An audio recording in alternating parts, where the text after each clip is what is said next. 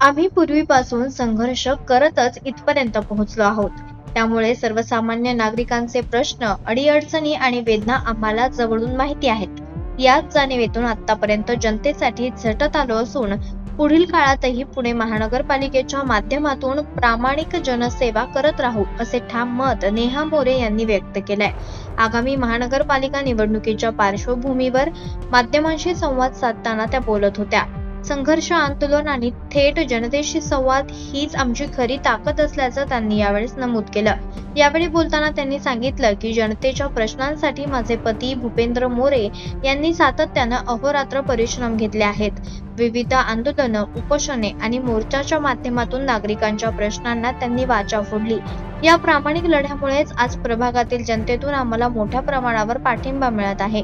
प्रभाग क्रमांक 34 मधील नागरिकांचा वाढता प्रतिसाद पाहता राष्ट्रवादी काँग्रेसचे उमेदवार निश्चितपणे विजयी होतील असा विश्वास नेहा मोरे यांनी व्यक्त केला. या प्रभागात गेल्या अनेक वर्षांत अपेक्षित विकास झालेला नाहीये. त्यामुळे पायाभूत सुविधा, नागरी सोयीसुविधा आणि मूलभूत प्रश्न सोडवणे हे आमचे प्राधान्य असेल, असेही त्या म्हणाल्या. पुढील विकास आराखड्याबाबत बोलताना त्यांनी स्पष्ट केले की या परिसरात लहान मुलांसाठी सुसज्ज उद्याने, नागरिकांसाठी शासकीय दवाखाना आणि तसेच वाहतूक कोंडी दूर करून ट्रॅफिक मुक्त प्रभाग उभारण्यासाठी विशेष प्रयत्न केले जातील. यावेळेस त्यांनी विविध स्थानिक प्रश्न, विकासाचे मुद्दे आणि नागरिकांच्या अपेक्षांवर सविस्तर मत व्यक्त केलं. जनतेचा विश्वास हीच आमची खरी ताकद असून त्याच्या बळावरच आम्ही हा लढा आत्मविश्वासानं लढत आहोत, असंही त्यांनी शेवटी सांगितलंय.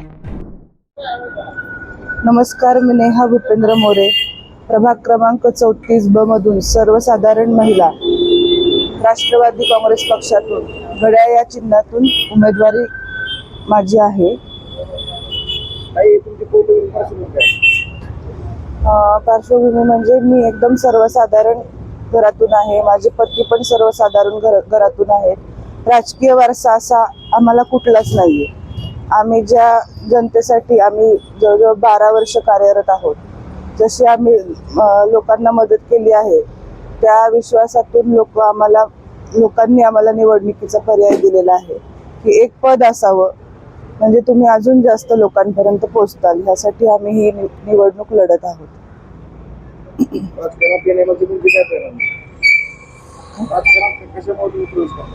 राजकारणात म्हणजे आता इतक्या दिवस ज्या गोष्टी चालत आहेत त्यातून लोकांची नाराजी आहे आणि त्यातून आपल्याला बदल घडवायचा आहे.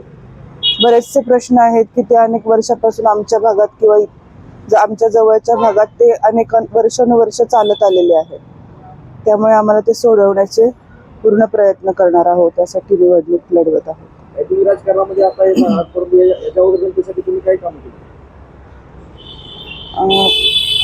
तेच सांगितलं, गेली 12 वर्ष झाली आम्ही कार्यरत आहोत. लोकांना पाणी, कचरा, रस्ता, ड्रेनेज यासाठी आम्ही अनेक आंदोलन केले आहेत. माझ्या पतींनी आमरण उपोषण पण केलेले आहे.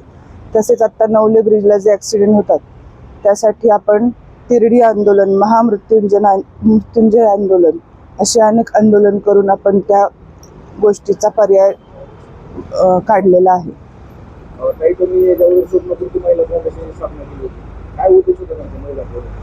महिला म्हणजे आमच्या भागातून महिला बऱ्याचशा बेरोजगार आहेत.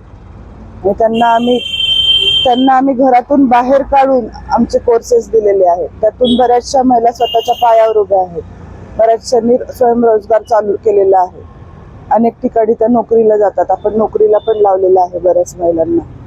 त्यामुळे महिलांचा पण भरपूर प्रतिसाद आहे आम्हाला. प्रभागातील कोणत्या समस्या तुम्हाला भेटतात? प्रभागाचे मुख्य म्हणजे पाणी ही समस्या खूप मोठी आहे आणि तो वर्षानुवर्ष तोच प्रश्न आहे. जशी जशी लोकसंख्या वाढते तसं पाण्याचं नियोजन आपल्याकडे कमी होत चालले. त्यासाठी मुख्य लढा आमचा पाण्यासाठी असणार आहे.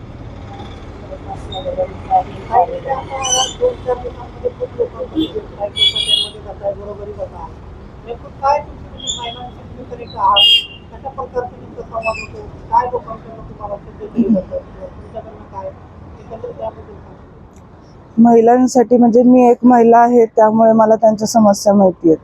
की महत्वाचं म्हणजे पाणी, लाईट आणि परत जवळपास कुठेही आपल्या महिलांसाठी स्वच्छतागृह नाही आहेत. मूळ आपले पाणी रस्ता ह्याच्यातच जातोय, तर स्वच्छतागृह कधी येणार? इतक्या वर्ष तेच चाललंय, त्यामुळे आम्हाला नवीन बदल घडवायचा आहे. आता जी आमची आंदोलनं आहेत, जी आपण दिलेली जनतेला मदत आहे, हॉस्पिटल म्हणा, कुठलीही सेवा असू दे, लोकांचा फक्त आमच्यासाठीच पाठिंबा आहे की बाबा तुम्ही लढा, आम्ही तुमच्या मागे आहे. फायनली या ठिकाणी बनलेलं आहे, खूप थोडंसं strong बनलेलं आहे. कसा बॉन्डिंग होते चौघांमध्ये आणि कशा पद्धतीने नेमका प्रचार यंत्रणा जी आहे ती कशा भागामध्ये तुम्ही राबवताय? आमचा प्रचार यंत्रणा म्हणजे पदयात्रा चालू आहेत, घरोघरी भेट देणं चालू आहेत, सोसायटीमध्ये जाऊन मीटिंग चालू आहेत. प्रत्येक लेडीजचा प्रश्न, आणि आम्ही नुसतंच थांबणार नाही या गोष्टीवर. जेव्हा निवडणूक होतील 3 महिन्यांनी आम्ही फॉलोअप वगैरे घेऊन पूर्ण प्रश्नांची आम्ही निवारण करू, अशी आम्ही पूर्ण ध्येय धरूनच चाललेलो आहे की काही दिवसात आपल्याला हे प्रश्न सोडवायचेच आहेत. सगळे हे ध्येय आमच्या डोक्यात आहे.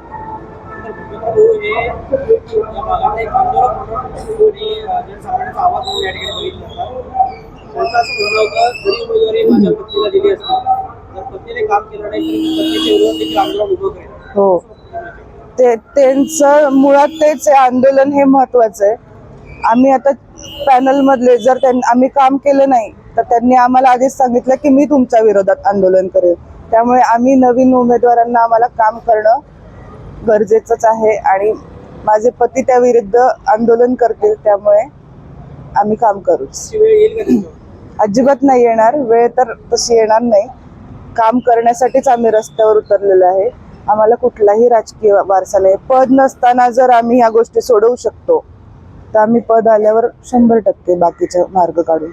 निवडून आल्यानंतर पहिले 5 कामं महत्त्वाची तुम्हाला वाटतात, सोडवली गेली पाहिजे असं काय वाटतं? निवडून आले होतं पहिलं म्हणजे पाणी, ड्रेनेज, रस्ता, लाईट, कचरा, ह्या 5 गोष्टी महत्वाच्या आहेत, ज्या आधीच घडल्या पाहिजे होत्या.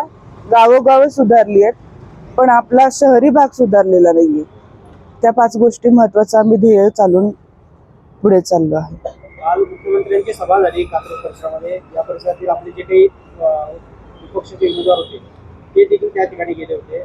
अनेकांनी त्यामध्ये प्रवेश केले. काय वाटतं, एकंदरीत वातावरण काही चेंज होईल का? त्याचं काही आव्हान तुम्हाला वाटते?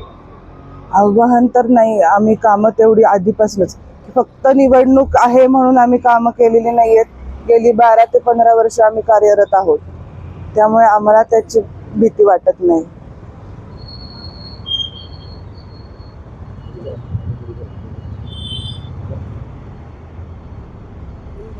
काय आव्हान कराल मतदारांना? 15 तारखेला मतदान आहे. 15 जानेवारीला मतदान आहे. मी नागरिकांना एकच विनंती करेल की तुम्ही मतांमध्ये बदल घडवा.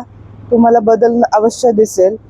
आपल्याला ह्या जुन्या परंपरा, रीती आहेत त्या बदलून काढायच्या आहेत समाजासाठी.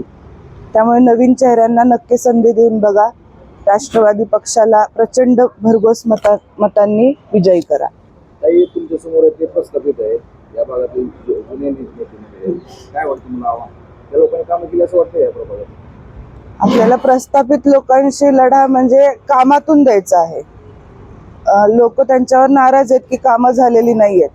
आम्हाला प्रस्थापित लोकांशी ह्याच्यासाठी लढा द्यायचा आहे. आमचं कुठलंही वैयक्तिक त्यांच्याशी वैर नाहीये. फक्त कामासाठी आपण ह्या क्षेत्रात उतरलेलो आहे की कामं करून घ्यायची आहेत आपल्याला. ताई, तुम्ही सगळे युवा उमेदवार आहात, कसं बघताय?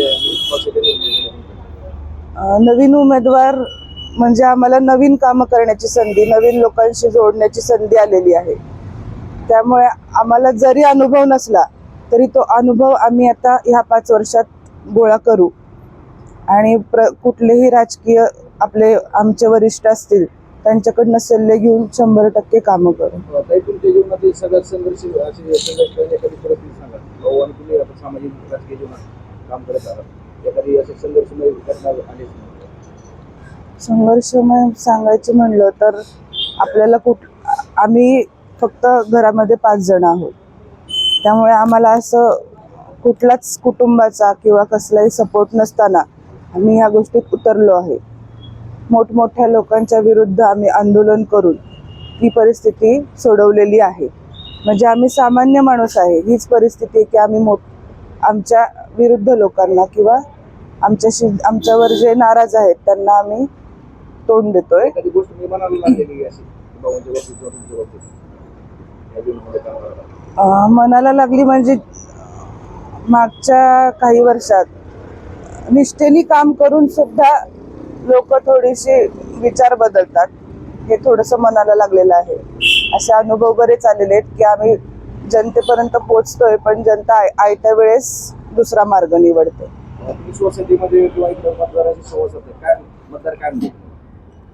आमची म्हणजे आत्ताच आम्ही पोचलेलो नाही, आम्ही बऱ्याच वर्षांपासून सगळ्यांशी कॉन्टॅक्टमध्ये आहोत, त्यामुळे त्यांचा प्रचंड प्रतिसाद आहे. म्हणजे त्यांच्याकडून परिवर्तन संकेत मध्ये म्हणून परिवर्तन म्हणजे बऱ्याच लोकांना आपण मदत केलेली आहे, त्यामुळे त्यांनी 100% पाठिंबा दिलेला आहे. काय असेल नाही काही 16 तारखेला काय निकाल लागेल त्या प्रभागात? 16 तारखेला आमच्या कामानुसार आम्हाला जनता नक्की आमच्या अंगावर गुलाल टाकेल. एक आव्हान करा. दैनिक आरंभ पर्वकरिता लक्ष्मण साबळे, पुणे.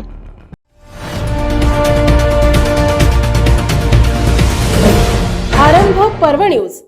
आरंभ एका नव्या पर्वाचा.